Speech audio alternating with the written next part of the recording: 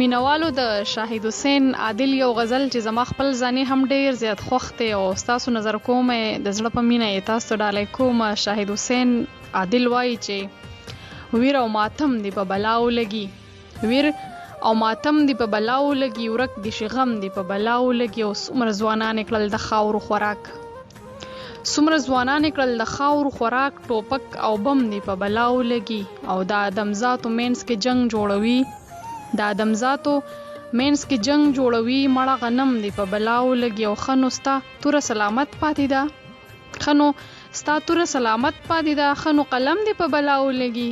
دا محترم هم خندي، دا محترم هم خندي، دا محترم دی په بلاو لګي.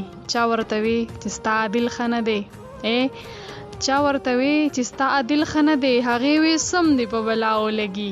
چا ورته وی چې ستا عادل خنه دی، هغې وی سم دی په بلاو لګي. ورک دی شي غم دی په بلاو لګي، ورک دی شي غم دی په بلاو لګي، غم دی په بلاو لګي.